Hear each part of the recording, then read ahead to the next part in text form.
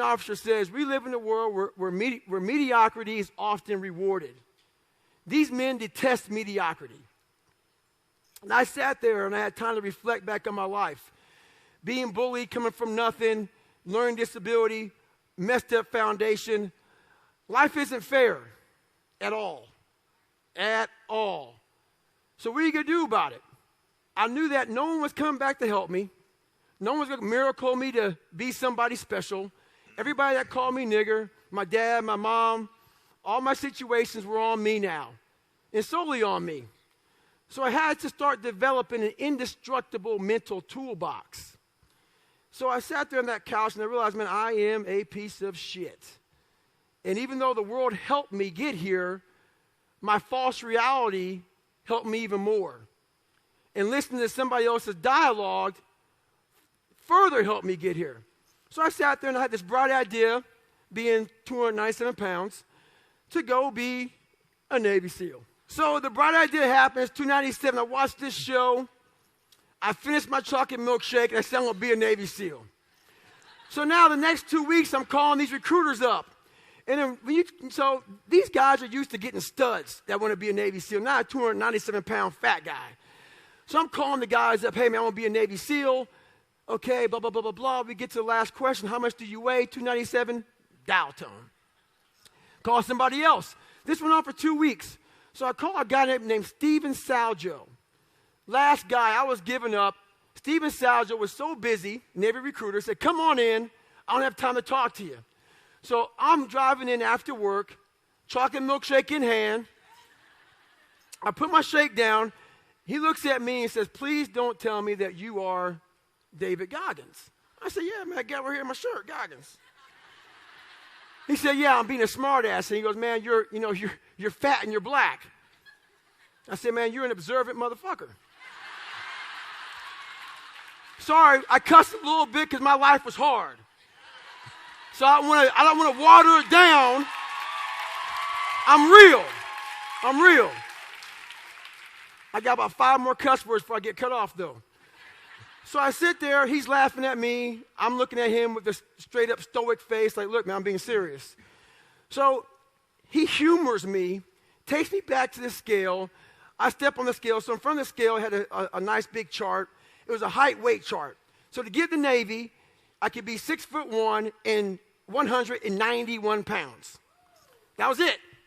I'm 297. He writes it down. He goes, man, you're a big boy. And he starts writing stuff down. He gets these huge manuals out and brings them out. You were in the Air Force before? Yeah, how many years? 4.5. He's doing all these figures, calculating stuff up. How old are you? I'm 24 and a half years old. Okay, blah, blah, blah, doing this. Next thing I know, he goes, hey, the only program we can get you in to be a Navy SEAL is about to end in 3 months. You have to drop 106 pounds in 3 months. Roger that. I got my chocolate milkshake and walked out. So here I go back to work, and I'm spraying for cockroaches at Ecolab, and I'm chilling out. And I'm like, you know what, man? Maybe I can just be the best Ecolab guy in the world. And I'm spraying for cockroaches, and I never really looked for cockroach areas, so I was spraying. So there's these holes in the wall where you're supposed to find a hole in the kitchen, and it's supposed to find a column, and that goes along, and it kind of flushes out the cockroaches. If you find the right column, it's pay dirt. It's called the money spot. So I have my wand, and this place I'm talking about, I can't talk about it because it's, I signed a confidentiality agreement, okay? But it's called Old Country Buffet. So I'm spraying for cockroaches, and if that's filmed, I'm killing you. So I'm spraying for cockroaches, and my brownie falls because they have some good-ass brownies.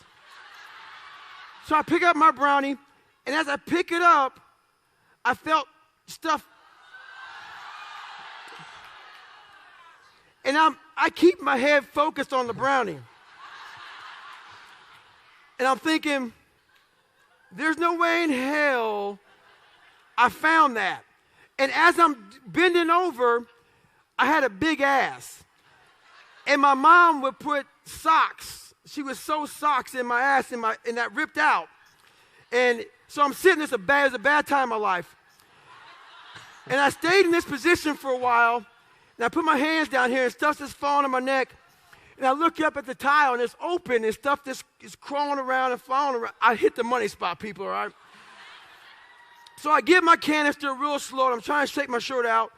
I get my canister, I take my mask off, and I leave it there, and I get in my car, I start it up, I sit there for a second, and I drive home, and I quit my job. So, yeah, done.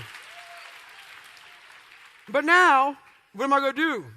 Your best work has to come when you're least motivated. Where does that come from? It comes from basically, I had to stop thinking normal. I had to stop thinking normal. I can no longer be a common man walking around doing common things.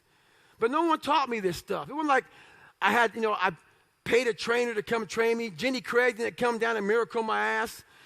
None of this happened. It was on me. And that's what you have to realize. Everything you do, you may have some support, you may not, but it's on you. You have to make the decision whether you want to be a badass or whether you just want to be mediocre and everything's okay. But being a badass hurts real bad. And that's why I didn't want to do it.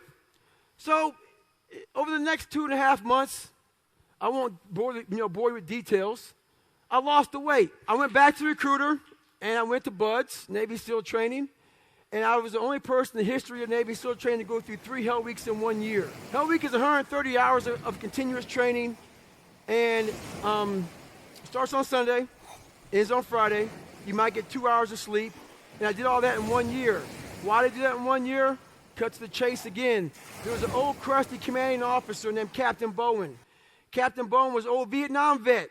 This was his last tour of duty, and he believed. So over 70 years, this training's been going on. He believed no matter where you were at, you will start from day one if you don't make it through. So I get to Wednesday, ruptured hernia. Back to day 1, week 1. Get my second Hell Week. I get through that Hell Week, get ready to start second phase, break my kneecap. Roll back day 1, week 1. In my third Hell Week, I'm standing there. I have 16 stress fractures. So I have 16 stress fractures. This is me in my first Hell Week, I believe. So I have 16 stress fractures. I'm on my crutches. I'm looking at him. And he says, Goggins, this is your last time you're going through training. You have 4 classes to get better. So I got hurt in May, had to come back in January from a broken kneecap, all kind of crap. Stress fractures, totally jacked up. So how I did it, I actually came back. Stress fractures don't heal really well. So I got through my third Hell Week of my third class. And in that Hell Week, we had a guy die of pulmonary edema. It was one of the coldest Hell Weeks on the planet. So what Hell Week is they freeze your butt off, and usually you get done freezing, and they try to warm you up. In this particular Hell Week, it just continued and continued to rain. So we never got warm. He ended up dying Wednesday night of pulmonary edema. So when I got through with Hell Week, my stress fractures were so bad, and I realized I can't go through I need to get rolled again. I'm broken. And he's like, no more rolls. And I remember that. So at this Hell Week, I said to myself, man, I can't even walk. I was on crutches again. But after Hell Week, you get Walk Week. And after Walk Week, you have 20 more weeks of getting your butt kicked. So I had a plan. My plan was to show up at 3:30 in the morning, put my black sock on, go in my dive cage, and get duct tape. And I would literally cast my feet up to the mid of my calf.